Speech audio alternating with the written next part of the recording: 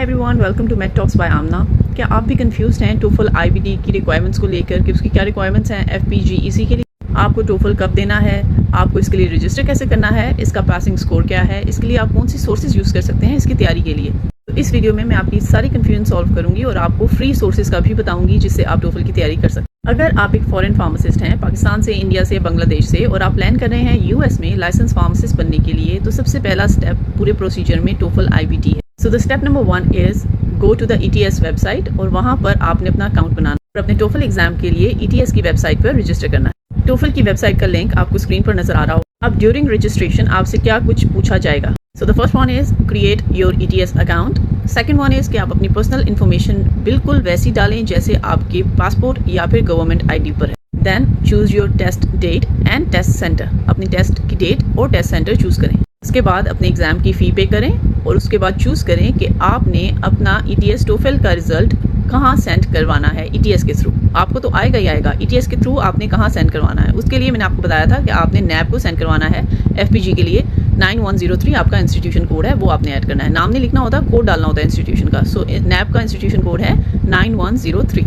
इससे ETS को पता चल जाएगा कि आपका स्कोर उन्होंने foreign pharmacy graduate equivalency committee को सेंड करना है। उनको आप टोफल का स्कोर डायरेक्ट सेंड नहीं करते। बेसिकली टोफल एग्जाम में होता क्या क्या है, this is the step number 2। तो इसके 4 सेक्शंस होते हैं, reading, writing, listening and speaking. आपको इन चारों सेक्शंस को पास करने के लिए एज अ फार्मासिस्ट कितना स्कोर चाहिए होता है। सो अगर आप टोफल जनवरी 1, 2026 के बाद दे रहे हैं तो इसकी रीसेंट स्कोरिंग आपको स्क्रीन पर नजर आ रही है। 6 में से इतने स्कोर आपको चाहिए होते हैं एज अ फार्मासिस्ट टोफल को पास करने के। ओल्ड स्कोरिंग सिस्टम क्या था? According to old scoring system 30 में से हर सेक्शन को स्कोर किया जाता था और ये जो स्क्रीन पे आपको नंबर नजर आ रहे हैं, आपको इतना स्कोर चाहिए होता था हर सेक्शन को पास करने के लिए। पर अब ETS 1 to 6 scoring system use करें। थर्ड थिंग इज कि आप टोफल के लिए फ्री में कहाँ से प्रिपेयर कर सकते हैं। टोफल के रजिस्ट्रेशन के बाद आपको इमीडिएटली टोफल की तैयारी के लिए पैसे लगाने की जरूरत नहीं है। ये कुछ फ्री रिसोर्सेज आपको स्क्रीन पर नजर आ रही होंगी। इन वेबसाइट से आप शुरू में फ्री में तैयारी कर सकते हैं ताकि आपको बेसिक पैटर्न का पता। ये एक्सेलेंट सोर्सेज हैं आपको टोफल IBT का फॉर्मेट समझाने के लिए और आपकी इंग्लिश इंप्रूव करने के लिए without any paid courses.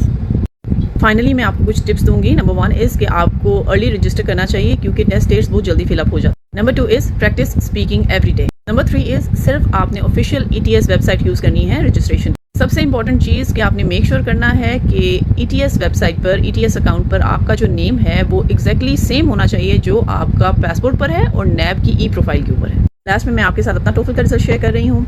And secondly मैं आपको कहूँगी कि टोफल की जो फार्मासिस्ट की रिक्वायरमेंट्स हैं वो कोई ईजी स्कोरिंग नहीं है। तो अगर आप फर्स्ट अटैम्प्ट में अचीव नहीं करते तो फिर भी परेशान नहीं होना, आपने बार बार ट्राई करनी है और स्कोर अचीव करना है।